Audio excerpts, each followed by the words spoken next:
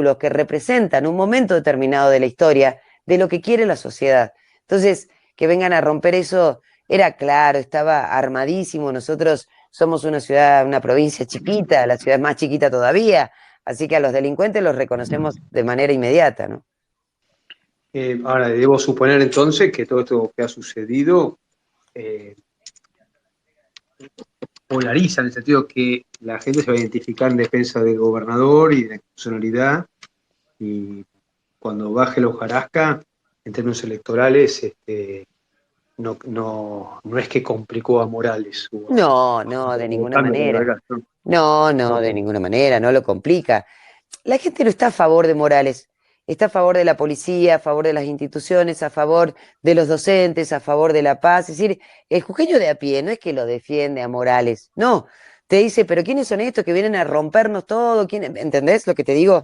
Digamos, Sí, claro. si Morales puede encarnar ese sentimiento, ya no lo sé, porque sí lo encarnó en un momento, no sé hoy.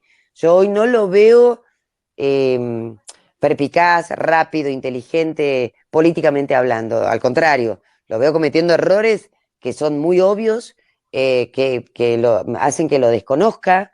Yo la verdad que este Gerardo, con tantos errores no forzados, yo no lo conozco. Digo, yo conocí a un político que fumaba bajo el agua, para decirlo de forma llana. Este Gerardo Morales cometiendo errores groseros, además, jurar, no sé, la Constitución ayer, no era necesario, no era necesario, y lo hizo igual, porque además es tosudo y cabrón, además eso.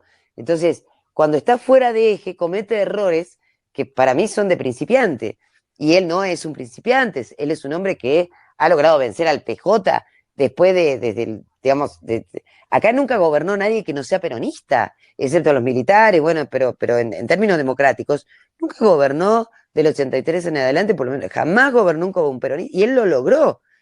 Entonces, digo, de nuevo, yo creo que la gente está a favor, en verdad, de Jujuy, no del gobernador en particular, sino que defienden a sus policías, defienden a sus docentes, defienden a los empleados públicos que hoy están cobrando salario, que esto tiene que ver con la nación, no tiene que ver con la provincia, por la inflación y demás, pero no, el jujeño de a pie, somos exóticos, lo sé, pero, pero bueno, somos una ciudad, son una provincia feudal también, y todo eso se conjuga en una situación extraordinaria como la que estamos viviendo, ¿no?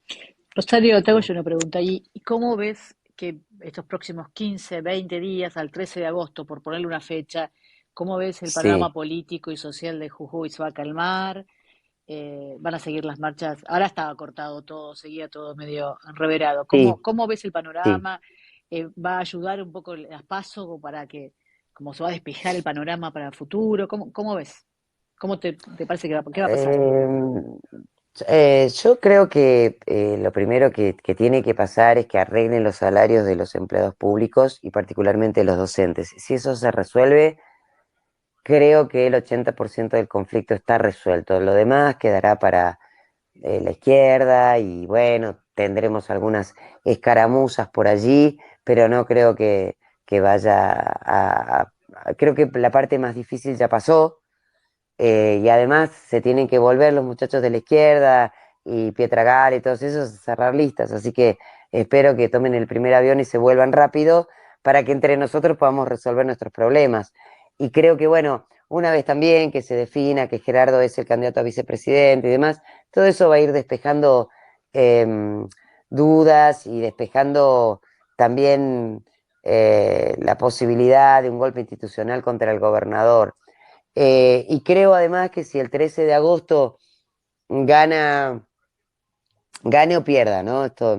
Pero me parece que eso también va a ayudar mucho. Si Gerardo no gana, bueno, él tendrá que saber cómo reformular el poder acá en la provincia, porque faltan muchos meses para que asuma el nuevo gobernador, y ahí capaz que tengamos algún inconveniente desde el punto de vista del ejercicio del poder, pero yo confío en su capacidad para resolver estos problemas.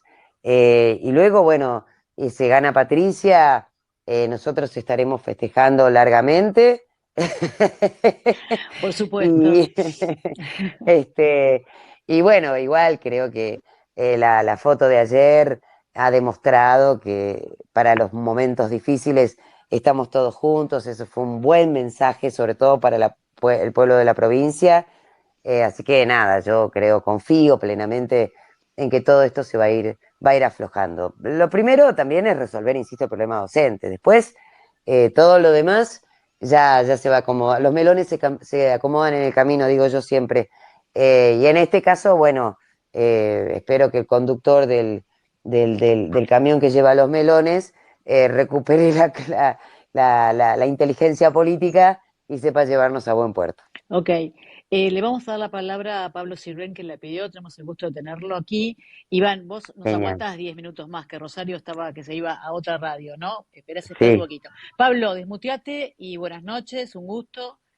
Eh, Te doy la A ver, palabra para que puedas se escucha preguntar. así. Perfecto, Sí, gracias Pablo. Hola, Pablo. Bien, muy bien, muy hola bien. Moira, hola a todos, gracias, muy interesante. No sé en qué momento, y por ahí si pregunto algo que ya se habló, me lo dicen y pasamos de largo. No, lo que me interesaba saber, Rosario, y bueno, la gente también que está escuchando y que vive en Jujuy, es cuando se empezaron a pudrir, entre comillas, las manifestaciones, porque vienen de hace rato, ¿no? Especialmente con el conflicto docente y todo. A mí me llamó la atención, por ejemplo, el fin de semana, que Cintia García, que bueno, que es connotada periodista ultra acá y que tiene un programa todos los días en las 7:50 y que está todos los días a la noche en C5N, en Duro de Domar, en sus redes sociales ponía con grandes, digamos, con foto y todo, que viajaban hacia Jujuy, ¿no? Y yo decía, bueno, ¿qué Sí. pasa en Jujuy? Más allá de lo que estamos viendo, esto de los conflictos, que hasta donde yo sabía eran más o menos pacíficos, digo, lo de siempre, ¿no? Y entonces dije, bueno, acá va a pasar algo, porque viaja un equipo, digo, no es, la militancia no alcanza para que un canal de televisión, aún de los primeros, y yo diría los primeros son los que más cuidan el mango, si hacen esa inversión de decir, mando un equipo, camarógrafo, sonidista, periodista, tengo que pagar hotel, comida, alojamiento, avión y todo, es porque estoy haciendo una apuesta interesante, ¿no? ¿Qué Sí, veías vos de qué se fraguaba antes del estallido de ayer, ¿no? ¿Cómo ibas viendo esa preparación, digamos, de alguna manera, ¿no? Que se dio del sí, tema. gracias, Pablo. Con declaraciones públicas. Yo empecé a ver a la izquierda montándose con carteles o en la legislatura esperando que llegaran las marchas docentes y mezclando la protesta docente legítima con la reforma de la Constitución. Y los propios docentes te decían que tiene que ver una cosa con la otra, no les daban bolilla, no iban hasta donde estaba la izquierda, trataban de evitarlos. Después empecé a ver declaraciones públicas bueno, de Carolina Moisés, que Carolina Moisés puede ser menemista, dualdista, kirchnerista, qué sé yo, lo que sea, .com, según lo que le convenga. Y Carolina empezó a hacer declaraciones muy duras contra la reforma, muy duras contra... Y ahí ya me empezó a llamar la atención. Dije, bueno, y cuando ya Miriam Breckman, voy a contar una anécdota personal. El domingo del día de las elecciones en Tucumán, en el avión se la cruza a Miriam Breckman, alguien cercano a mí, que además está en la política también, charlan, conversan, ellos se conocen de antes.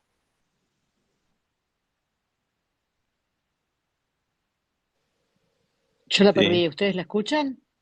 No, Rosario, no. no te No, estamos dejé de escuchando. escuchar. Rosario, Tien- ahí la Tiene, perdimos. se le mueve, fíjate que tiene se mueve algo violeta, al menos en mi teléfono. Bueno, Escúchame, mientras esperamos si arranquemos con vuelve, Iván. que Dale, presentemos a Iván Gioker, lo presento dale, brevemente. dale. Muy joven, 27 años, ideología liberal, muy activo, encabezó la lista de legisladores provinciales que ganó la interna el otro día, que acompañó quien espero que sea el futuro gobernador del Chaco, Leandro Sdero. de orígenes del interior de la zona de Sáenz Peña, aunque está radicado ahora en Resistencia. Así que le cedemos la palabra. Bueno, buenas noches, muchas gracias por el espacio, estoy contentísimo de estar con ustedes. Con Juan venimos en contacto muy seguido este tiempo, porque bueno, también estamos trabajando lógicamente dentro del armado de Patricia Bullrich acá en Chaco.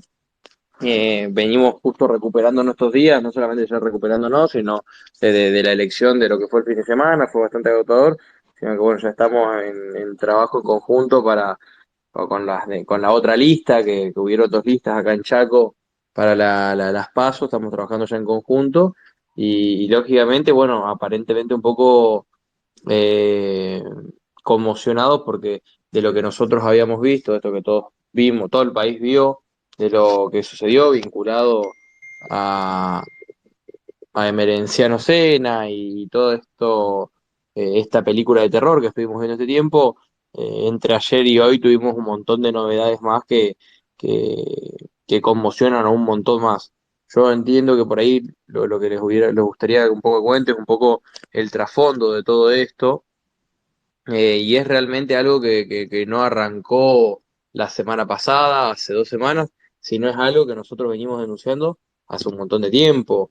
Las cosas que pasaban vinculadas a Emerenciano Sena, estas organizaciones sociales, y creo que trágicamente el caso de Cecilia expone un montón de estos problemas estructurales que nosotros tenemos acá. Hay mucho de lo que estaban hablando anteriormente, de lo que nosotros vivimos como problema acá, porque tenemos problemas estructurales similares con muchas soluciones deficientes similares. Nosotros estamos en un estadio como Jujuy en el año 2015, entonces acá tenés una bola de organizaciones sociales que tienen un sinfín de gente atrás que ellos lo tienen mediatizada y casi rehén en estas organizaciones sociales que deben pasar por ellos para poder cobrar, que tenés acá en Chaco alrededor de 40.000 personas que cobran de esa forma, más los programas nacionales que también muchos están puntereados de esa forma. Lo que a nosotros nos deja un desafío extremadamente grande y algo que nosotros veníamos planteando esto casi como un sistema de impunidad, porque vos hablabas de tema emerenciano Sena. Muy claro el ejemplo que salió en el programa de Luis Gasulla, que hablaba uno de los piqueteros más importantes del Chaco, que es Tito López. Tito López lo que planteaba es, a vos te depositan entre 8 y 10 millones de pesos por vivienda en el Banco Nación, vos vas, la retirás en efectivo y te manejás, haces lo que querés, es plata viva que cada uno de estos punteros tiene, para hacer viviendas, escuelas de gestión social. El Estado les financia a los docentes, les financia la institución en términos de edilicios y demás, y ellos no tienen ninguna responsabilidad, por ejemplo, en términos de currícula, en términos de criterios de contratación docente y demás. Entonces, de todo lado donde uno lo ve, los tipos eran impunes. El Estado pagaba cosas que se quedaban ellos, porque, por ejemplo, le hacían las viviendas, pero se quedaban con los títulos de propiedad de ellos, a nombre de la fundación y las organizaciones de Merenciano Sena, y la gente eran totalmente rehenes siempre. Entonces, había un sistema. Iván, para los que no estamos tan en la Sí. interna de Chaco y no vivimos esa realidad. ¿Cuántas organizaciones de este estilo que vos estás planteando, que recibían dinero sin rendir cuentas, sin importar a dónde iba, sin nada, ¿no? Es decir, dinero libre de todo reporte y de todo control? ¿Cuántas organizaciones hay en este momento en Chaco? No, son cientos, cientos. Cientos, no, no, y además se van No las sumando tienen, todos los no las meses. tienen, no tienes un listado, no tenés ni idea. Es una Eso barbaridad. lamentablemente no se puede acceder públicamente a eso porque hay un sistema de la provincia en el cual están las listas de altas y bajas y el cual los beneficiarios de estos programas están a través y está ahí discriminado por referente. Pero lamentablemente nosotros no podemos acceder, pero no, no, no, son cientos, cientos porque además toda la semana hay un negocio y esto lo exponía incluso, es algo que lo venimos planteando hace mucho tiempo, pero incluso lo exponía el otro día Tito López, que es uno de los punteros, uno de los piqueteros más importantes del Chaco. Y el tipo contaba el negocio de Merenciano Sena y el planteo de él decía, Acá el negocio de las fundaciones, crear fundaciones, te bajan plata para vivienda, entonces hay organizaciones sociales que tienen dos, tres fundaciones para poder cobrar así, que además se terminan subdividiendo entre ellos mismos. Tenés el quilombo más allá de las externalidades que genera, que no es menor, que probablemente es el mayor quilombo que genera esto, que tenés gente que es rehén, que esto es lo que pasaba en Jujuy, con Milagro Sala, gente que es rehén de un puntero que el Estado le da la potestad administrativa de definir quién cobra, quién no, cómo se administran esos recursos del Estado. El Estado se lo cede a estos particulares, estas organizaciones sociales, y ellos totalmente, de forma totalmente discrecional, definen quién cobra, quién no, quién tiene casa, quién no, quién tiene servicio, quién no. Y si vos no le respondes, se termina todo eso. Medio que te ofrecen un cúmulo de servicios, actividades, bienes, incluso transacción monetaria, y en el momento que vos no hiciste alguna de las cosas que se le ocurrió, hubieron casos de denuncias de abuso del que se te ocurra. Hubieron casos de piqueteros andando en RAM, que vendían la mercadería de desarrollo social, la vendían porque también desarrollo social le bajaba a estos punteros para que ellos distribuyan, y la vendían en supermercados. O sea, tenés un nivel de delincuencia extremadamente grande por esto que básicamente el Estado le cedió la facultad y la responsabilidad de definir quién cobra, quién no, quién recibe una vivienda, quién no, quién recibe un bolsón de mercadería y quién no. Y esto terminó haciendo que tengas un montón de gente rehén y tipos extremadamente poderosos, impunes, porque además lo que termina pasando es que hay una pregunta que el que no es de acá se hace, y es ¿por qué esta gente le hace piquetes a Capitanich, ponele en este caso, si son del mismo partido, son del mismo palo, juegan juntos? Y realmente llegó un punto en el cual los tipos se preguntan ¿por qué no lo haríamos? Si ya medio que el piquete es el canal de diálogo. O sea, yo quiero que me den 20 viviendas más y voy a un piquete y ahí me siento a hablar para que me den 10 15 20 las que sea que negocien. Entonces, hoy llegaron al punto de por qué no le harían más piquetes. Si aparentemente cada vez que ellos hacían un piquete le daban algo más. Le hacían un piquete, le conseguían más. Le hacían otro más y les conseguían más.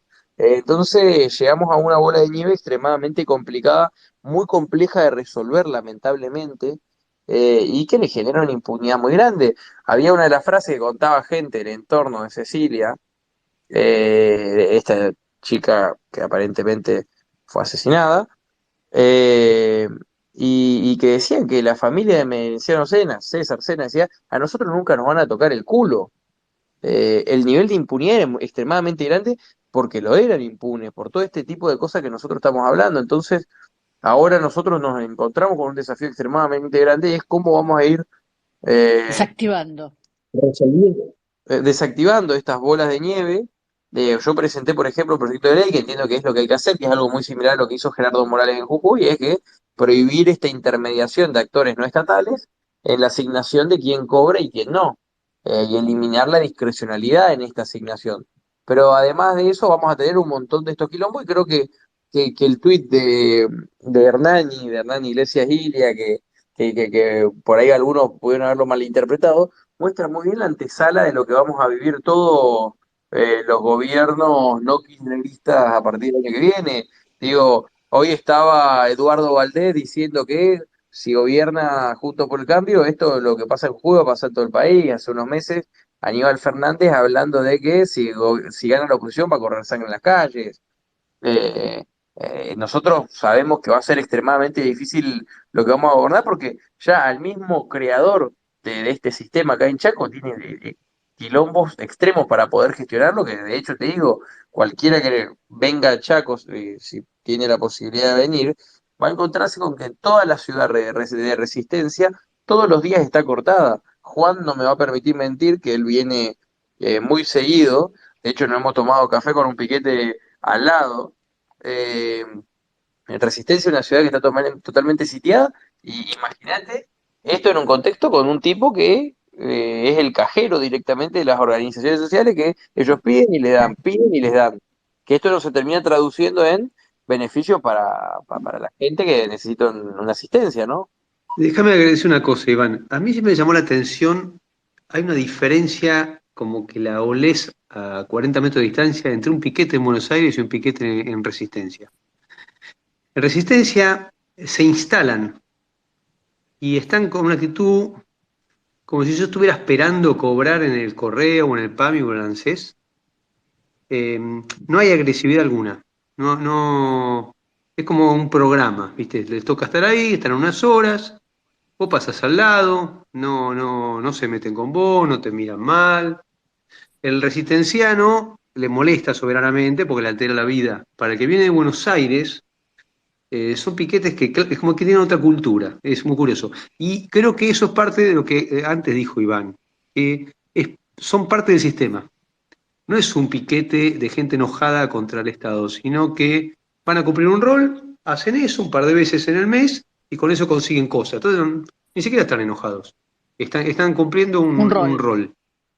Sí, cumplen un rol. Y es un sistema de relacionamiento, es decir, yo distribuyo plata a partir de este esquema que fidelizo, que cada tanto puede haber algún conflicto, ¿no? Pero se encarrila porque bajo la lógica de que pongo plata, bueno, esto malo bien, y después cuando vienen las elecciones todos trabajan para el gobernador. Por eso te contá Iván ese tema de las listas, la Colectoras. cantidad de listas colgadas de capitalismo. Una era la Menenciano Sena, son suerte de colectora. Contá cómo funciona eso.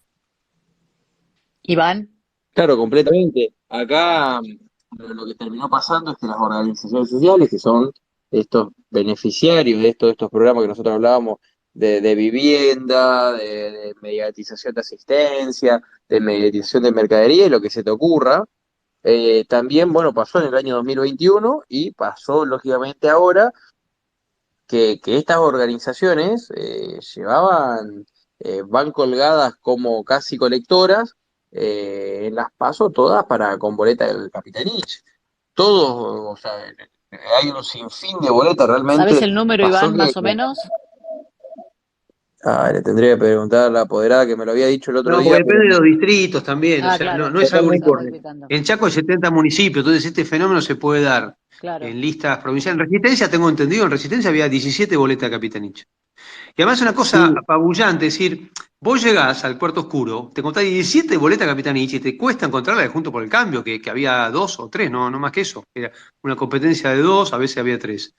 Es como que todo es ridículo y hasta le molesta, aparte del abstencionismo, el voto en blanco, es la bronca de ese festival donde la gente se siente que le estamos tomando el pelo, ¿no? Y cobran justo por pecadores en esto. Mm.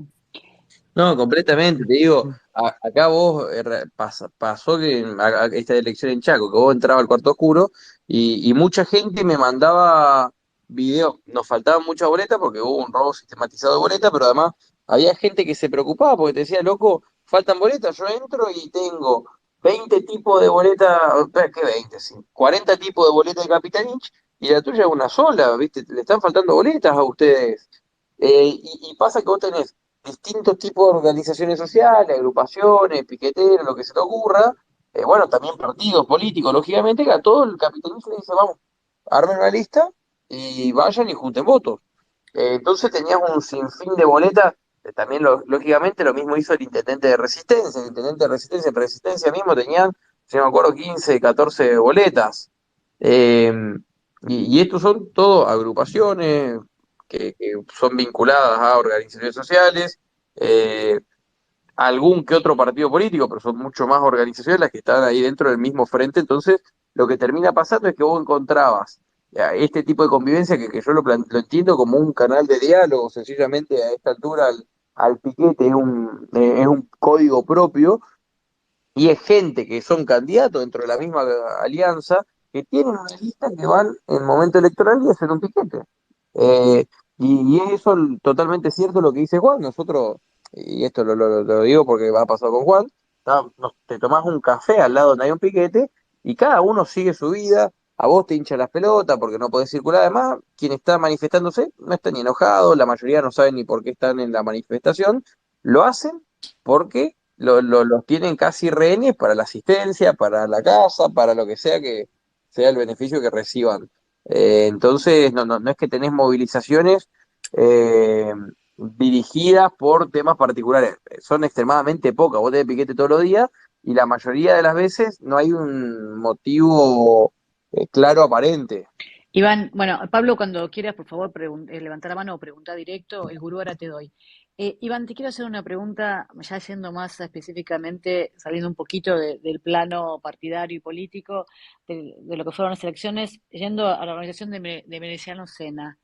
Era notable que ellos tenían un poder un poco mayor sobre la gente, que había una estructura aparte paraestatal y con esta disponibilidad de dinero sin rendir cuentas, mafiosa, es decir, porque desde la mirada que tenemos desde aquí, da la sensación de que la desaparición de Cecilia y todo este trauma que estamos viviendo como sociedad no era la primera persona que podía haberle pasado esto. Ahora Crónica, hoy justo estaba mirando, haciendo zapping, saca como que hubo 18 desaparecidos este mes ahí en Chaco. ¿Puede ser esto? ¿Puede haber estado pasando como un modus operandi y que Cecilia no sea la primera víctima? ¿Cómo es esto? ¿Podés contarnos un poco? Mira, eso siempre se notó, el nivel de impunidad. Por año 2021, fue fin de año 2021 o comienzo 2022, Merenciano Sena se metió en una exposición dentro de un colegio salesiano acá en Resistencia, y medio que lo terminaron tomando, una feria de ciencia la terminaron tomando, y cuando los denunciaron hasta se ofendieron, y salieron a decir que era una cuestión de clase por la cual ellos lo criticaban, no porque a un colegio secundario y primario fueron a hacer una oda al Che Guevara. Mereciano Sena tenía el nivel de impunidad que, digo, yo no soy tan celoso de las cuestiones simbólicas, pero muchos sí, que en su colegio levantaba una bandera, banderas de Cuba o vinculadas al régimen castrista, y no había ningún tipo de problema por su parte. Entonces, el nivel de impunidad estaba muy grande en todos los niveles, el nivel de disciplinamiento que tenían todos los beneficiarios y miembros de su organización es muy grande. Realmente la gente tiene mucho miedo de hablar. El otro día fuimos con Luis Gasulla a, al barrio de Merenciano, y hablábamos con gente que tienen un miedo que no te puedo ni explicar, a poder plantear cualquier cosa, a saber, a escuchar, a decir. Es realmente, te entristece un montón, ¿viste? El nivel de disciplinamiento con el que tienen a la gente ahí, porque los tienen atados de manos y pies para vivir, para poder pensar en laburar, en recibir asistencia o lo que sea. Entonces sí, siempre se notó. Salió esa noticia, a mí no me consta, no podría darte una respuesta en torno a eso, lo de Crónica. No sería algo que no esté dentro de las posibilidades, lógicamente, porque el nivel de impunidad con lo que actuaron con el caso Cecilia expone mucho que tampoco era la primera vez que esta gente actuaba a sangre fría. Pero no podría confirmar lo que dijo Crónica porque no. Es algo que no tengo información. Acá hay una persona, Ayrton Teruel, se encuentra por acá, que del medio diario Chaco, quizás él puede saber algo más, pero es algo que nosotros notamos un montón acá hace mucho tiempo. El nivel de impunidad con el que actuaban era extremadamente grande, muy por encima de cualquier otra organización, y que no se ponían colorados ni por un minuto en poder hacer este tipo de cosas, hacer uso y abuso de su impunidad, porque no solamente se sabían impunes, lo eran. Sí, un comentario sobre el colegio, el Don Bosco. Esto es el equivalente a entrar al Champagnat en pleno horario de clase y tomar el Champagnat cuando hay una actividad en el patio de ciencia con los alumnos. O sea, estás en un colegio que prácticamente una manzana entera, en pleno centro de resistencia. O sea, es realmente como una desubicación absoluta. Y es como que porque, viste, no es que vas en la universidad. Dicho sea de paso, este mismo grupo, cuando fue Patricia Bullrich hace 10 días allá, le cortó la calle y le bloqueó el acceso al centro cultural donde daba la charla, por supuesto, con los carteles de dónde está Santiago Maldonado, ¿no? Ironía, porque yo sospecho que hacemos el cálculo que más o menos por esa época estaban matando a Cecilia. No, Eh, sin duda, y pero, además te doy un dato. Yo tengo el video que lo había publicado hace algunos días, y era que justamente era Marcela Acuña, aparentemente la que en estas últimas declaraciones todos los cañones apuntan como la presunta homicida, y era la que decía que Patricia Bullrich era cómplice del intento de asesinato a Cristina Kirchner. Mira la vuelta a la vida, ¿no? Si me das la fecha, Sí. ¿eso cuándo fue que le cortaron la calle a Patricia? ¿Te acordás el día? Creo que el 30 del mes pasado, ¿no? Porque fue el 29 y el 30, Charata Bueno, y la Resistencia, creo recordar. desaparición de Cecilia, la última vez que se la vio con vida y se la ve en la filmación entrar a la casa es el 2 de junio. Así que sí, en esos días No, bueno, tres días después, estaban 2 días después. pergeñando el plan estaba, Ay, me mata esa fotito que está paseando. Yo salí de dar clase y me crucé a Juan Cabote en no la sé quién calle. es. No, muteado. No se dio cuenta, En muteado. una casa cerquita Ah, de ahí y Pablo. dándosela a una amiga. Pablo, Ese ¿sos es vos? Pablo. Pablo Fui a Silven. charlar un ratito con él. Mutea a Recién estoy Pablo. volviendo a casa a cenar. Pablo. Mutea a Pablo. Pero vi que hoy ya no me la mandaba hasta el Ahí paquete. está, ahí lo silencié. Bueno, Perfecto, preservemos a Pablo. no, lo tenemos ahí, pero bueno, a ver, el gurú había levantado la mano, desmuteate, hace la pregunta, por favor, gracias. Sí, gracias, Moira. No, primero quería aclarar una cosita, que lo que levantó Crónica, que ustedes comentaron, de las 18 desaparecidas, ya lo dijo La Nación Más o TN, La Nación Más lo dijo hoy. Así que no es un tema que viene por una especie de, de cómo es Crónica, ¿no es cierto? No, yo quería, lástima que se fue a Rosario, yo quería hacer una pregunta, pero me gustaría que Iván, que es tan vecino, ¿no? Creo que él también la va a evaluar. Nosotros estuvimos viendo que le pegan muchísimo a Morales, pero inclusive en algunos space, en algunos grupos, porque hay gente de Jujuy que son docentes y bueno, debe haber también tendencias dentro de Jujuy. Entonces se les hace un planteo, ¿no? Eso yo no soy ni larretista ni moralista, suena feo, ¿no? Pero bueno, moralicista. Pero hay que hacer justicia también, ¿no? Entonces yo pregunto a Iván, y viene muy a colación de lo que estaba hablando recién, si vos no crees que no debe ser fácil manejar paritarias con el 100% de inflación, que hay 120% o lo que sea, y qué casualidad, las provincias del norte, excepto Jujuy, que Jujuy es del color político contrario al gobierno central, no debe recibir dinero para poder calmar esa situación económica de los docentes que realmente es problemática. Es decir, vos notás que hay una gran diferencia entre las provincias kirchneristas o las provincias del color político del gobierno central con el tema de, obviamente, de lo que pasa en Jujuy. Evidentemente debe ser un conflicto muy serio, no debe ser por gusto que Morales no aumenta a los docentes.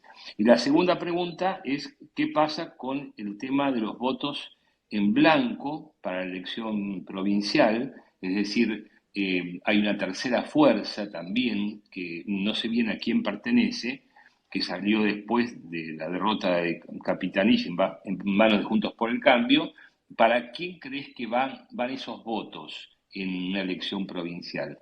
Te agradezco si me puedes responder, Iván. Sí, mira, por lo primero, realmente las provincias, como pasa en Jujuy, también, sin duda, nos pasa acá en Chaco, y algunas más, tenemos problemas estructurales muy serios. Entonces yo soy liberal, esta frase probablemente sea mi cruz, pero creo que acá en términos de políticas públicas y las oportunidades que tienen las provincias para salir adelante y la agenda está bastante acotada, por lo cual yo como liberal puedo plantear que hay un montón de las cuestiones que hizo Morales que realmente son de sentido total común.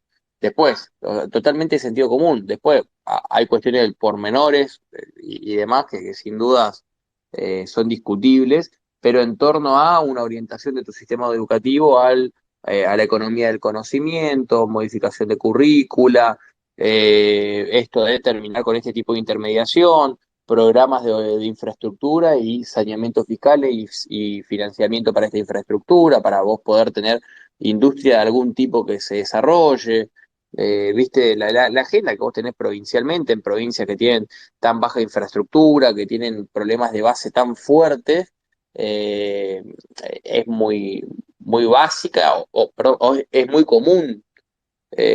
Y las soluciones que vos tenés que tomar son muy básicas. Entonces, eh, la- la- con, hay gobernadores que incluso pueden ser de otro color político, pero con llevar adelante esta agenda razonablemente bien, tienen gestiones provinciales que lógicamente pues, están ligadas al contexto nacional, pero que dan las condiciones dentro de su provincia para que algo pueda florecer, para que algo pueda pasar, porque realmente con la cantidad de problemas que tenemos nosotros, con la baja infraestructura que tenemos, ni hablar de los problemas nacionales, de falta de crédito, baja falta de crédito y demás, el problema que tenés de capacitación de recursos humanos, muchas veces acá terminás optando por un Estado que sea mucho más un intermediario desde el plano formativo, desde el plano de desarrollo económico, formación, planificación, que esa visión liberal mucho más a ultranza que uno puede tener en una agenda nacional. Entonces, desde ese lado te digo, la agenda de las provincias es totalmente análoga muchas veces a la que vos ves de la discusión nacional. Cuando vos nacionalmente estás discutiendo Banco Central sí, Banco Central no, acá estás viendo cómo hacer para mantener una asistencia a la gente y no engrosar la plata es total, pero no, tampoco podés cortar de un día para el otro esa cultura de asistencia que tenés porque o te prenden fuego o se te muere la gente de inanición, o cómo llevas agua potable es tu discusión.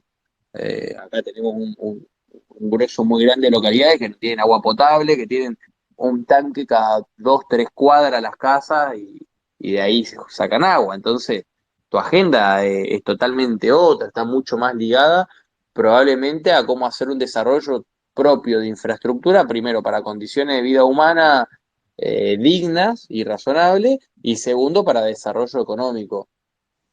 Y después vinculado a la pregunta del plano, y perdón, un buen gobernador, o sea, un buen gobernador capaz acá, no sé, en eso que vos decías, vinculado a la paritaria docente, capaz, un buen laburo de gobernador dentro de ese plano, capaz va vinculado a, más allá de la defensa salarial o no, y un esquema fiscal saneado, sino que mucho más en cómo ser estratégico en, por ejemplo, eso que hablabas de paritaria docente, en la formación docente. Acá, por ejemplo, la formación docente está vinculada, perdón, está ligada a acuerdo con los municipios y el intendente de tal localidad se le ocurrió que quiere tener docente de tal cosa, lo arregla con el gobernador y listo, el intendente de al lado hace la misma formación docente y tenés 10 localidades, una al lado de la otra, que tienen el mismo tipo de formación docente. Sí, sí, pero Entonces, discúlpame, yo me refería más que nada a si reciben la misma cantidad de dinero, porque hoy no, hablabas no, no, no, lo no que reciben la misma cantidad de dinero. lo que recibe Jujuy de lo que reciben las provincias que están justamente alrededor, que son prácticamente del color político del gobierno central. ¿Vos creés que es No, no, equiparable no, o no. realmente los tienen muy cortos y a ellos los favorecen mucho más? Esa es la pregunta puntual. No, no. Para nada. No, no, hay una simetría bastante grande de recursos. Vos pensás, yo te puedo decir mucho más del NEA. Chaco recibe, por ejemplo, 30% más de recursos que Corrientes y Chaco tiene mucho más quilombo en términos de paritaria y aumentos salariales que Corrientes.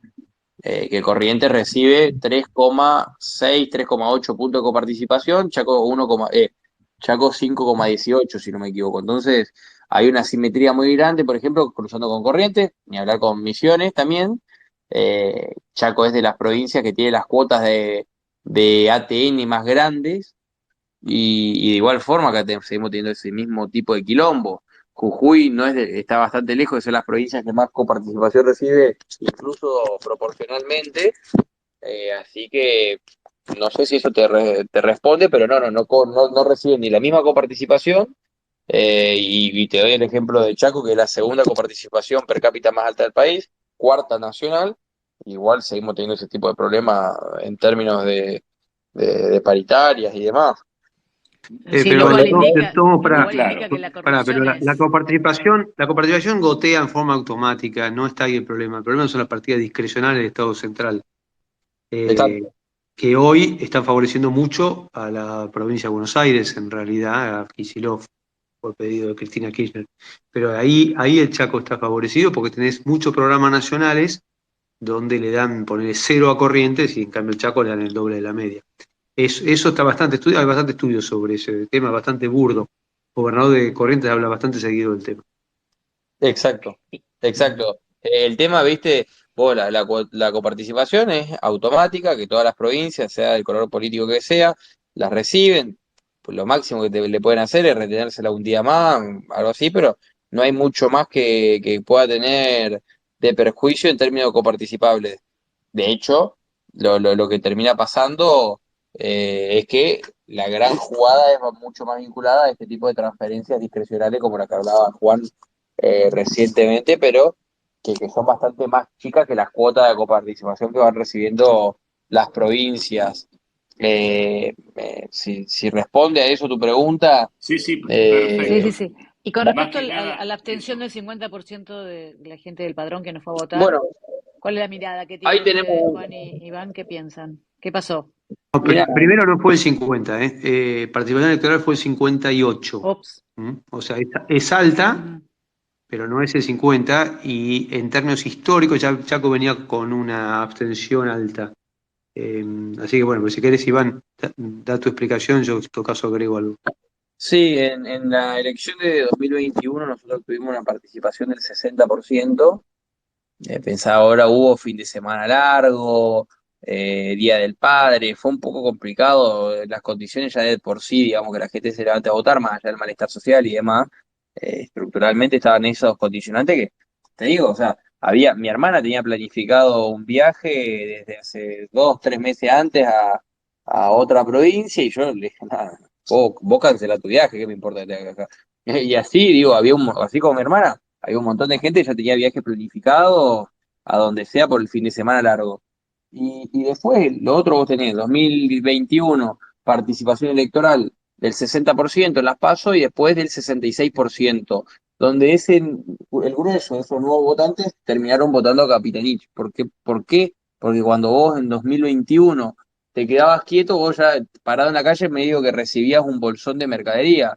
Era burdísimo como los supermercados tenían todos un corralito afuera donde iban preparando aparentemente los bolsones de mercadería para que el día de la elección, el día previo, sean repartidos. Eso fue una locura. Yo nunca vi, le pregunté a gente que lleva muchos años en política, nunca vieron algo así y también me planteaban. Entonces los nuevos votantes ahí, pero las condiciones fueron totalmente distintas. Nosotros tuvimos un problema en las PASO, las generales de 2021, que era el sistema de distribución de bancas dentro de la alianza. Entonces, básicamente, los que perdieron se quedaron en la casa porque no tenían ningún tipo de incentivo para salir. Nosotros ahora tenemos no solamente un reglamento de coalición que es mucho más razonable. Yo había pedido que tengamos un sistema DON, había pasado un borrador, incluso el reglamento, me lo bocharon.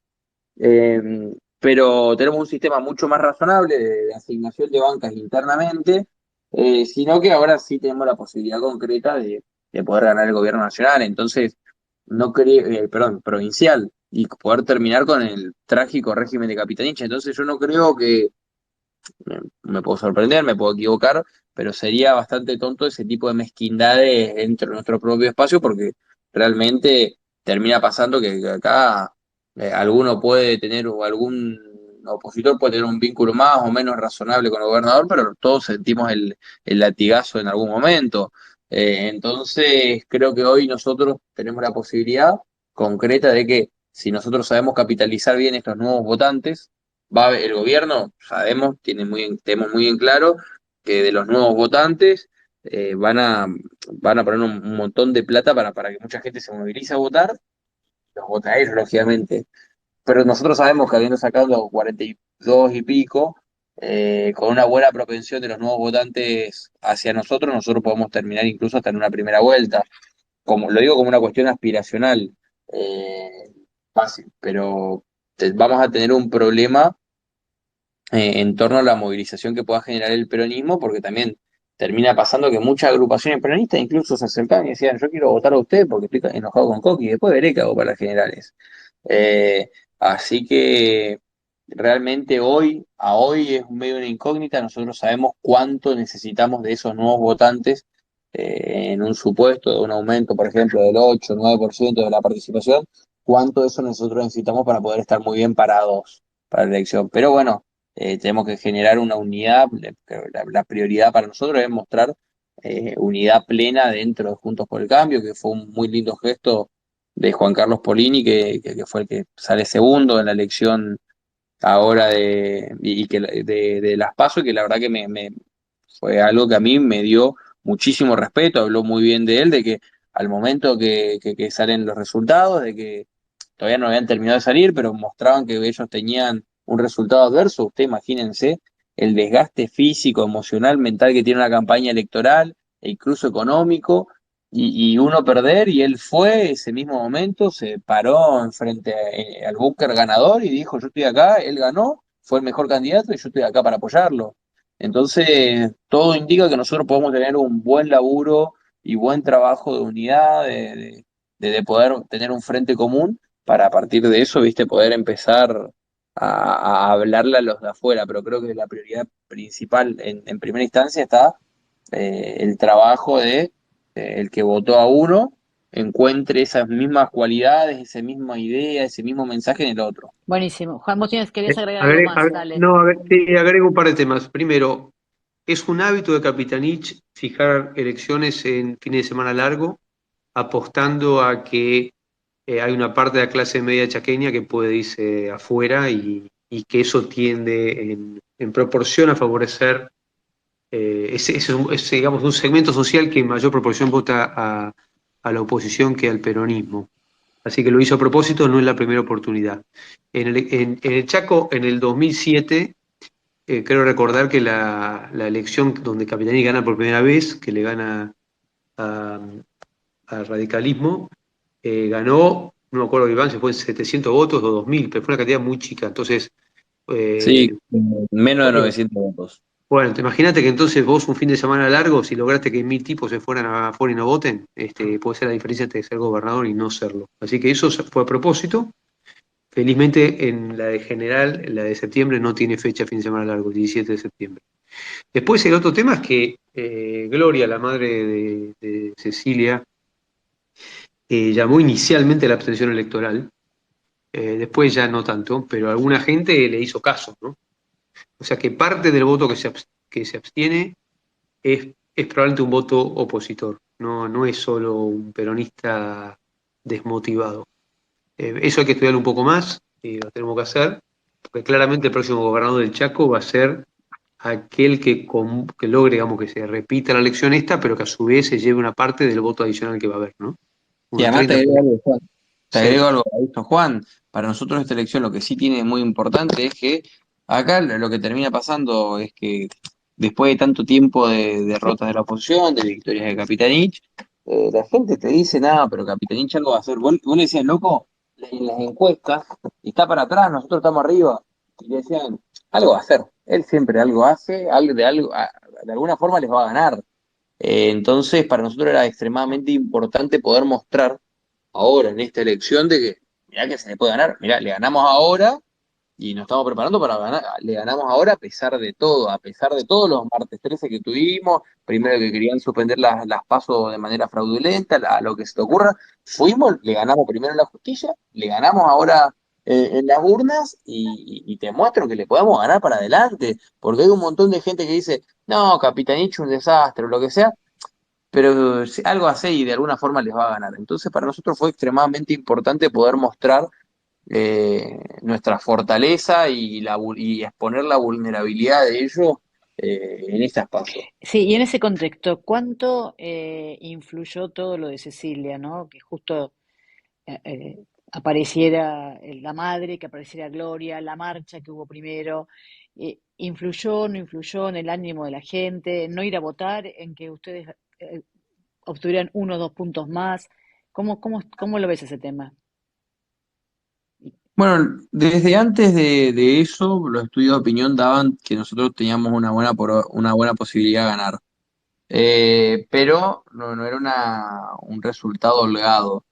Y yo creo que lo que pasó con Gloria y el mensaje de Gloria y la tragedia que vivimos este tiempo vinculado al caso de Cecilia, desnudó problemas estructurales que también pasó que tanto Esdero como yo podíamos hablar, porque no empezamos ayer a denunciar a Merenciano Sena y a estas organizaciones sociales.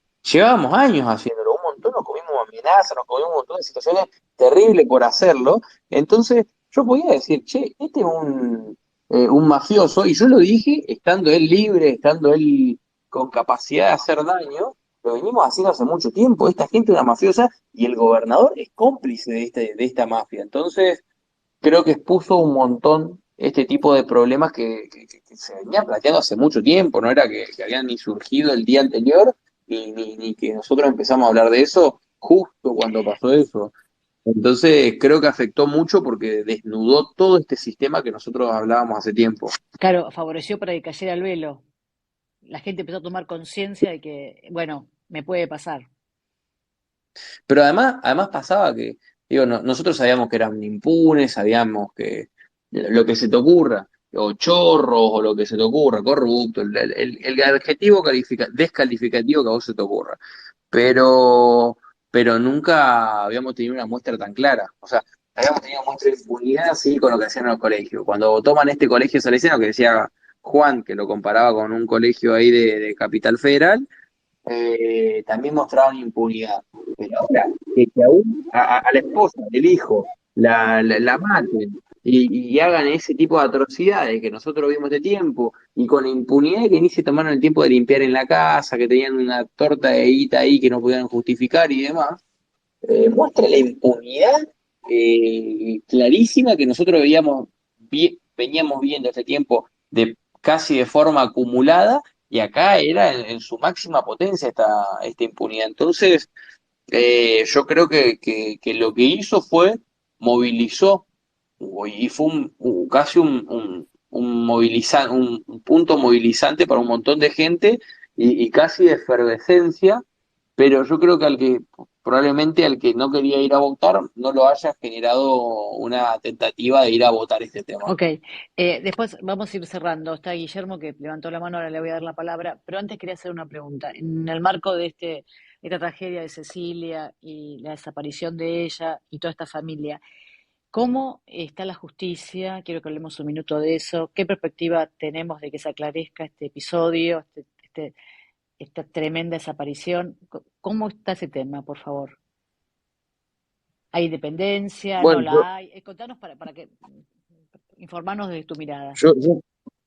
yo no soy un especialista en el tema, por lo cual lo que te voy a decir, voy a tocar un poco de oído, pero sí lo que quedó claro de entrada era la impunidad quedó clara de entrada cuando hay una denuncia de desaparición, y según los protocolos de violencia de género tenían que detener automáticamente al marido por esta presunta desaparición, y no se hizo.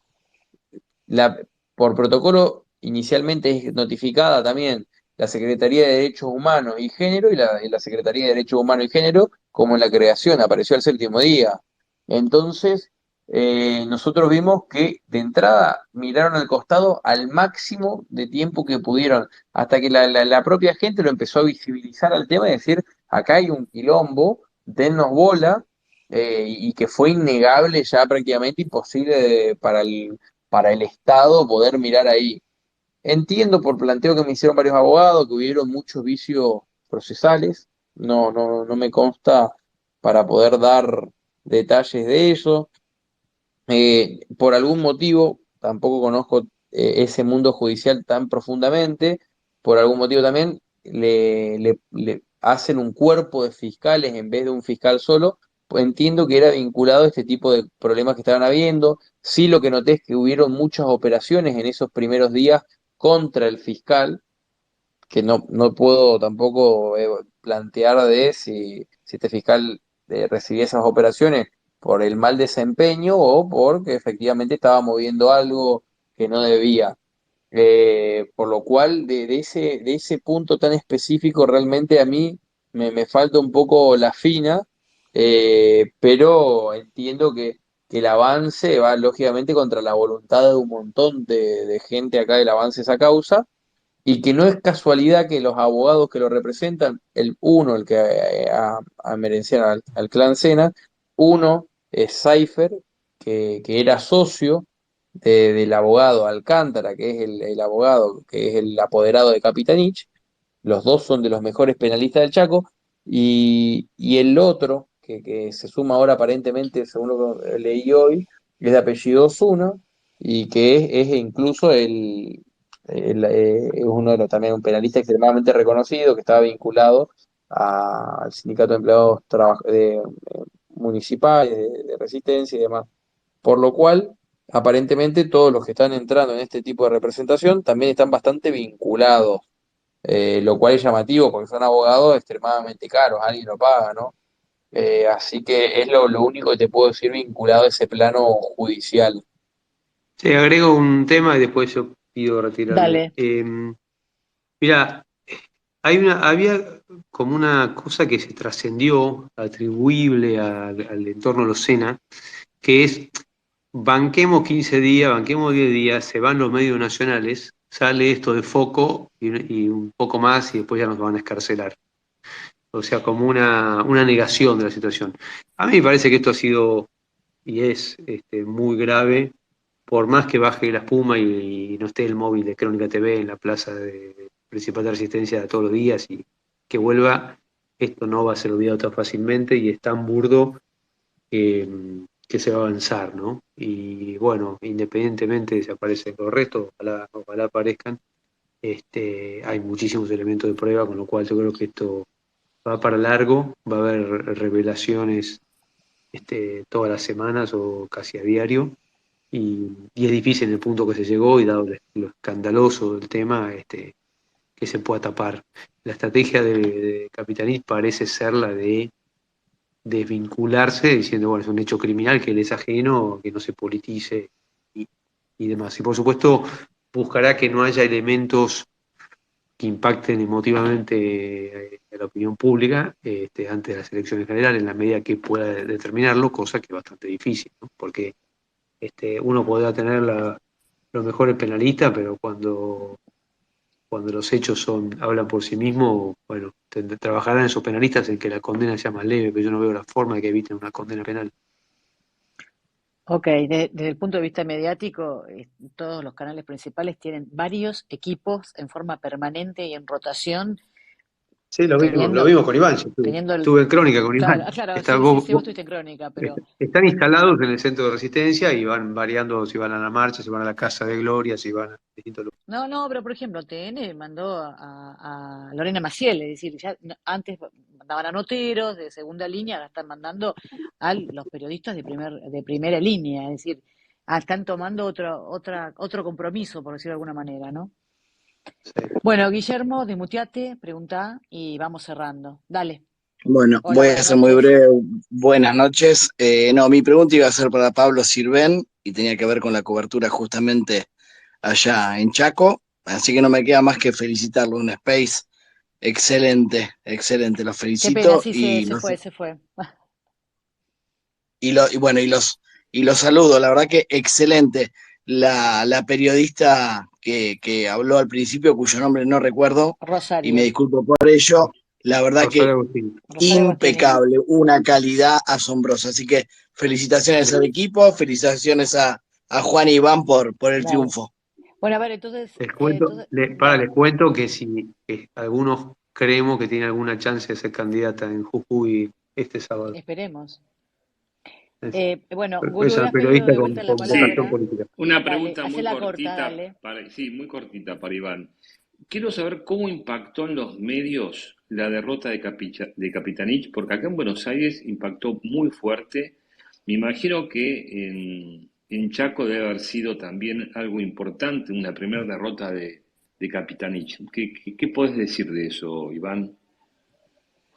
Bueno, acá vi que un montón de medios titularon Capitanich fue el candidato más votado del Chaco, así que Es decir, no la sé si eso dibujaron, responde a la dibujaron. Lo minimizaron a la medida que pudieron, y de hecho algo que creo que fue Iván que me lo marcó a la medianoche, los medios del Chaco se vieron obligados a decir que estaba ganando Juntos por el Cambio cuando los medios nacionales lo empezaron a la medianoche a poner en pantalla. Tuvieron que reaccionar porque quedaba muy en offside. Era muy burdo, con Iván estábamos ahí en el búnker, que cuando vos veías, porque los datos oficiales vos podías rastrear el porcentaje de carga de distintas localidades, y lo que se dio que nosotros habíamos ganado por paliza Resistencia, pero que estaba cargado inicialmente el 8%, después solo el 10%, entonces la extrapolación te llevaba a pensar que estábamos ganando, porque el triunfo, digamos, el porcentaje del padrón que es Resistencia y Gran Resistencia es muy alto. Pero no cargaron eso hasta como las 2 de la mañana. Dicho sea de paso, la agencia estatal, una empresa que a cargo de esto, la preside la hija de Capitanich, ¿no? O sea que claramente ellos hicieron una manipulación, no del voto, que eso creo que se reflejó bien, sino del orden de carga, de forma tal de que la gente se fuera a dormir con un escrutinio provisorio que a ese momento daba que Capitanich había ganado. Y Capitanich, pícaro, salió a hablar muy rápido, como dijera a las 6:15 de la tarde, diciendo: gané por paliza dentro de la elección, dentro del Frente de Todos, o como se llame. Y todo el mundo se confundió pensando que había dicho que había ganado por paliza la elección. En realidad lo que dijo es que, de hecho, ganó 98% a 2%, porque tuvo una interna como la del Partido Comunista Cubano, ¿no? Que es contra la nada misma. O sea que el tipo muy hábil en esas triquiñuelas, que por supuesto, como decía Patricia Burri, que habló con Esdero un par de veces, y los votos lo tenés adentro, tenés los fiscales, contate bien, digamos, van a estar, quédate tranquilo, porque la verdad va a emerger. Pero algo que dijo Iván hace un tiempo, acá la otra vez Capitanich dio vuelta a la elección, como en su momento lo había hecho Rodríguez Sá también, ¿no? Perdió la primaria y ganó la general, así que no se puede bajar la guardia, sigue siendo gobernador, es hábil, tiene un montón de recursos para usar legítimamente y espuriamente, así que hay que trabajar en la unidad de la oposición y en mejorar la propuesta para cautivar al votante que no participó y ganar después de 16 años la provincia. Las provinciales son el 18 de septiembre, ¿no? 17 de septiembre. 18 de septiembre cumple mi hermana, por eso me acuerdo. Bueno, 18 de septiembre, entonces puedo estar confundida yo. Entonces tienen las PASO el 13 de agosto, nacionales. Sí, que las PASO sean importantes, digamos, muy local, ¿no? Pero claro, las PASO dan oportunidad de revancha a todo el mundo. Si nosotros tenemos que ratificar de vuelta que somos mayoría, y Capitanich se va a jugar a ganar para decir, bueno, lo otro fue un tropiezo menor, ya vuelve lo normal, que es que ganemos nosotros, ¿no? O sea, por eso va a ser una PASO el partido continúa. El 13 tenemos un tiempo y el 18 de diciembre otro tiempo. Ok. El 17 de septiembre. 17 de septiembre. Okay. Y si no se alcanza la mayoría, sí, que creo que la mitad más uno, sino que Iván me corrija, hay balotaje. ¿Cuándo sería, Iván, el balotaje? ¿Tiene fecha convocada? Sí, como la elección nacional es a 45% y diferencia de 10. Y el balotaje, si no me equivoco mal, estoy mirando mi agenda. No, yo tengo escuchado que era como principio de noviembre. Como principio de noviembre, ¿puede ser eso? No, si no me recuerdo mal, el 8 de octubre. Antes de la general. Sí. Antes de la general, pero ya muy contaminado por el clima en la general, ¿no? O sea, si junto con el cambio tiene una buena interna y sale catapultado una candidata, como muchos esperemos, el clima va a ser favorable, ¿no? Va a ser favorable, porque ya incluso están desdoblando algunas elecciones municipales, como la Resistencia, entonces va a quedar un poquito librado su suerte. Pero repito, una provincia que el peronismo maneja bien, por todo esto que describió Iván. Igualmente desconocía que Chaco tiene balotaje, porque la mayoría de las provincias no tienen balotaje. ¿O estoy equivocado? Bueno, Chaco puede. ¿Sí? Escúchame, Juan, ya que te tenemos. Petri, ¿contento? ¿Qué opinión? Bueno, Petri ratifica algo que al menos acá lo hemos hablado, y Patricia iba a definir un candidato que confirmara un perfil, porque hay una estrategia muy definida de campaña de ella que es basada en identidad y en valores. Entonces obedece a eso, con un aditamento que es la situación de Mendoza, un distrito muy importante de todo punto de vista, incluyendo el cuantitativo. Y Petri había hecho una elección importantísima, sacó el 40% de los votos dentro de Juntos por el Cambio, y era importante integrarlo a la coalición de gobierno provincial, y esta fue una forma de integrarlo. Por supuesto, las elecciones siempre tienen costo-oportunidad, ¿no? Haber designado a Petri significa no haber designado a Maxi Abad o a Luis Naidenov, que también tengan sus atributos. Así que Petri va a ser un vocero que va a estar recorriendo, supongo, en paralelo. Va a ser interesante verlo en acción. Bueno, lo hemos tratado todos, es un tipo con combativo, tiene muy buena línea político-ideológica, un espíritu libre, ¿no? Él no es tan claramente parte de una corporación política, porque se ha movido siempre con un grado de autonomía importante, a punto tal que tuvo que salir a enfrentarlo a Cornejo armando lista propia. Así que es un perfil interesante que tiene como una nota de color que es su noviazgo con la Está casado periodista aparentemente. Cristina Se ha Pérez, ¿no? casado. ¿Está casado ya ahora? Aparentemente se casaron este verano.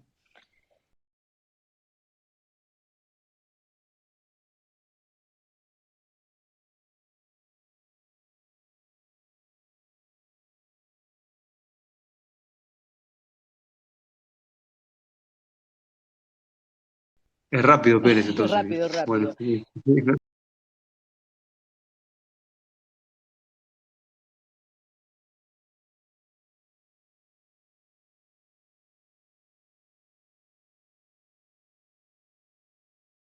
Pérez y Pete. No, yo quiero Así agregar que, que bueno, Pete es un...